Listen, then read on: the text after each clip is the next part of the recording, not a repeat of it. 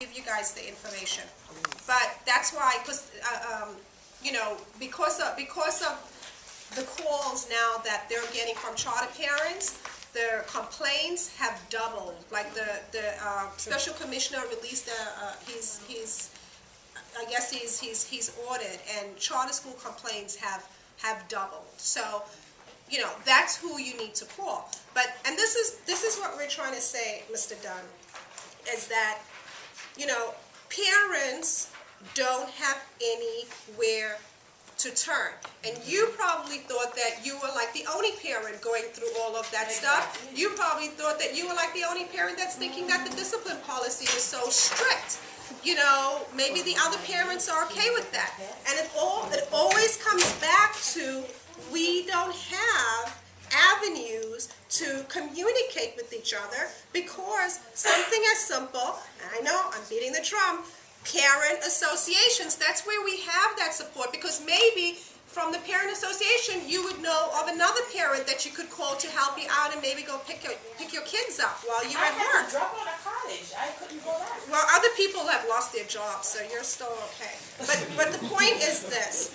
This is why, you know, we're really pushing for that, for the parent association.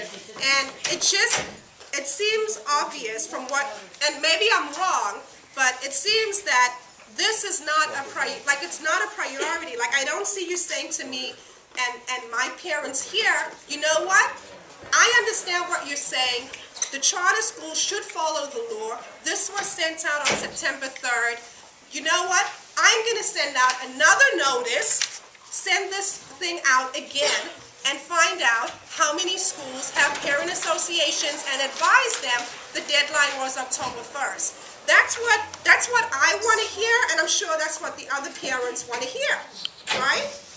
This is what, like, you're not telling us when you're going to take action on this memo that's from September 3rd, telling school leaders to establish parent associations by October 1st. I take it seriously, and I am going to follow up with all of them. I'm not going to commit to you on something. I'm not going to commit to how I'm going to run the office right now this day. Well, no, we just want to know, because it's important. So let's be very clear. Like, you emailed everybody about this. I get it. I know it's important. I know it's important to all parents. I'm a parent. God knows I want it to be crucial, health and safety of our children and the well-being and how we're teaching all the kids. I do take it seriously. I take every piece of the law seriously, and the stewardship of the funds that go to the schools very seriously. And I'm going to do everything within our power as an authorizer to make sure that the schools are doing it, at least the ones under our jurisdiction, and the other ones, at least what we think are best practice, to put that information out. And I'll take steps to make sure that happens. I'm not going to commit to how that's going to look this second. I'm happy to go back and double check with my office tomorrow. I know we recently polled schools for some other information to see if that's something we collected. If it's not, then we can add it to the next go round. If we need to make phone calls, we can make phone calls. These are all things I'm happy to pursue. That issue around the specific school, the next step would be an investigation.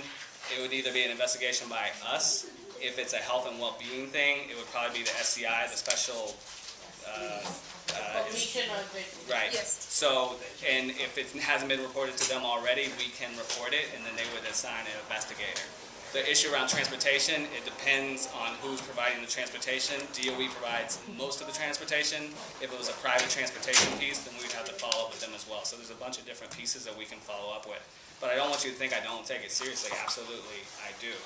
And it is a priority to make sure that the parents have a voice and that teachers have a voice, and that the kids are being heard as well, and it's not just the adults arguing about what's the best thing for the children.